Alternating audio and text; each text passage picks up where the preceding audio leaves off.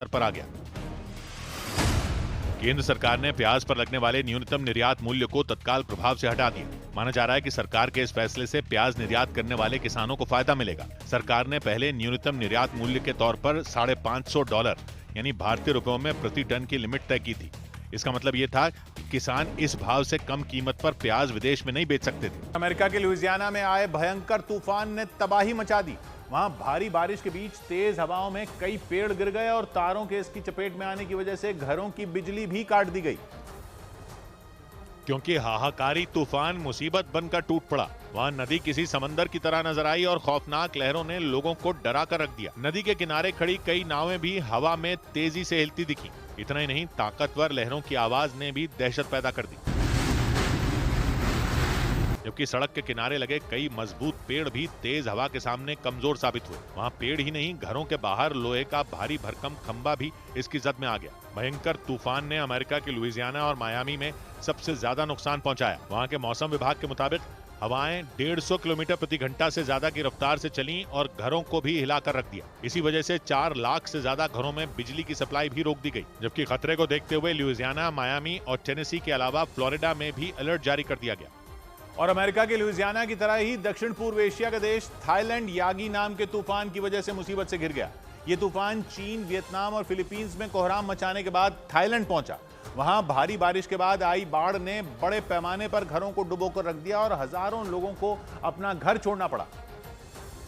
क्योंकि वहां जमीन नहीं बल्कि उस पर हाहाकारी सैलाब का कब्जा नजर आया। ऐसा लगा मानो दरिया के बीचों बीच जहाजों पर घर बना दिए गए हों। जबकि उन घरों के बीच लगे बड़े बड़े पेड़ किसी पेंटिंग की तरह दिखाई दिए। मतलब तूफान यागी ने सब कुछ बदल कर रख दिया। घरों के आगे बहती पानी की तेज धार ने तो लोगों को चुनौती ही दे डाली।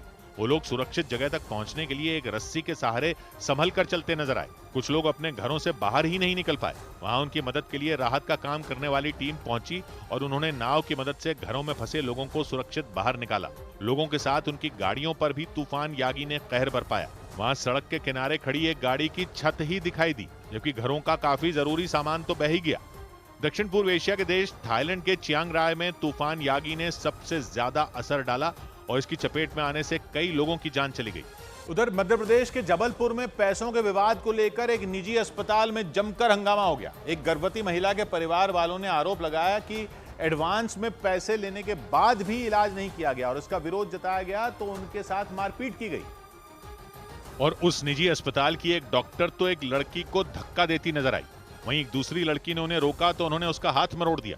इस दौरान सुरक्षा में तैनात एक जवान उनके बीच आ गया और बीच बचाव करने की कोशिश की। घर में क्या आएंगे, घर में आके देखेंगे क्या हमने? उस निजी अस्पताल में धक्का मुक्की और हंगामे के बीच वो डॉक्टर उस लड़की पर चीखती चिल्लाती रही।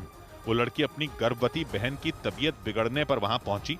उसके मुताबिक इलाज के लिए उन्होंने एडवांस में पैसे भी चुकाए थे, लेकिन जब वो लोग अस्पताल पहुंचे तो वो डॉक्टर वहां मौजूद नहीं थी और आरोप लगा कि उन्होंने उनसे संपर्क करने की कोशिश की तो उन्होंने फोन तक नहीं उठाया। उस लड़की ने अपनी बहन की तबीयत बिगड़ने के लिए उस डॉक्टर को जिम्मेदार ठहरा दिया। इसके साथ ही उसने मारपीट करने का भी इल्जाम लगा दिया। इनको बुलाने के लिए क्लिनिक गए कि मैम इलाज आपने सही नहीं किया तो ऐसा करिए कि आप पैसे वापस कर दीजिए, लेकिन उनका ये कहना था, रूडली बिहेव करने लगी। इस मामले में उस डॉक्टर ने भी उस लड़की और उसके परिवार वालों पर धमकी देने और गाली गलौज करने का आरोप लगाया। अगर आप डॉक्टर की बात नहीं मानते उसके बाद आपका इनकम्प्लीट अबॉर्शन होने लगता है तो इसमें डॉक्टर जवाबदार नहीं है। वहां हुई झड़प के बाद उस परिवार के लोगों ने डॉक्टर के खिलाफ थाने में शिकायत दर्ज करा दी। उधर मध्य प्रदेश के देवास में साधु के वेश में पकड़े गए 2 लोगों को रोहिंग्या शरणार्थी समझकर पीट दिया गया। वहां गांव के लोगों ने उन पर अपनी पहचान छुपाने का आरोप लगाया और पीट कर पुलिस के हवाले कर दिया। लेकिन इससे पहले भीड़ में मौजूद कुछ लोग उन्हें थप्पड़ मारते नजर आए। लेकिन भीड़ के बीच खुद को घिरा देख वो दोनों उनके सामने हाथ जोड़कर अपील करते दिखाई दिए। इसी बीच एक आदमी अपने हाथ में आधार कार्ड लेकर कैमरे के सामने उनकी पहचान बताता सुनाई दिया और आधार कार्ड फर्जी होने का दावा कर दिया। इसके साथ ही उनके पास से नेपाल और भूटान की करेंसी मिलने का भी दावा किया गया। ये फर्जी आधार कार्ड बनवा के उन्होंने साधु के वेश में आए उन दोनों लोगों को रोहिंग्या शरणार्थी बता दिया और उन पर मध्य प्रदेश के देवास में घुसपैठ करने का आरोप लगाया। वहां मारपीट के बाद पुलिस को इसकी जानकारी दी गई और पुलिस कर्मियों ने उन्हें भीड़ के चंगुल से छुड़ा लिया। हालांकि जांच में पुलिस ने भीड़ के दावे को सिरे से खारिज कर दिया। पुलिस के मुताबिक पकड़े गए वो दोनों लोग उत्तर प्रदेश में अमेठी के रहने वाले बताए गए। उसमें कहीं भी कोई संदिग्ध नहीं है, क्लियर है और ऐसा कोई वो नहीं है कि आधार कार्ड की जाली होने की कोई संभावना। बताया गया कि वो दोनों हिंदू समुदाय के योगी समाज से संबंध रखते हैं और लोगों से पैसे मांगकर अपना गुजारा करते हैं। कुछ दिन तक देश के कई राज्यों में बारिश कहर बरपा सकती है। यूपी के एक बड़े हिस्से में तो बारिश आफत बन गई। आगरा, मथुरा और झांसी समेत यूपी के कई जिलों में 36 घंटों तक लगातार बारिश हुई। मौसम विभाग ने अलर्ट जारी किया कि पूर्वी और पश्चिमी यूपी के कई जिलों में कुछ दिन तक बारिश होती रहेगी। कुछ जिलों में तो अलर्ट के बाद स्कूल भी बंद कर दिए गए, जिनमें आगरा भी शामिल है।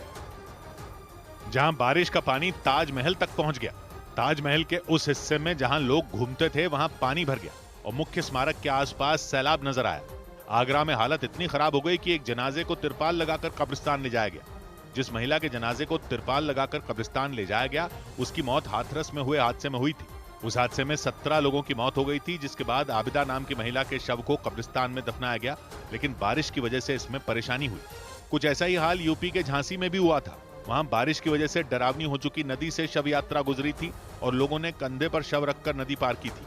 क्योंकि यूपी के आगरा, मथुरा और झांसी जैसे जिलों में जबरदस्त बारिश हुई। यूपी के संभल और बुलंदशहर में भी बारिश ने कहर बरपाया। वहां भी स्कूल बंद कर दिए गए। संभल में बारिश की वजह से हादसा भी हुआ और एक मकान की दीवार एक गाड़ी पर गिर गई। जिस समय दीवार गिरी, गाड़ी में कोई मौजूद नहीं था, इसलिए कोई घायल नहीं हुआ और गाड़ी के कुछ हिस्से को ही नुकसान पहुंचा। इसके अलावा पीलीभीत में बांध से सैकड़ों लीटर पानी छोड़ा गया, जिससे शारदा नदी ने खतरे के निशान से ऊपर बहना शुरू कर दिया। झांसी में भी बारिश ने हालत खराब कर दी।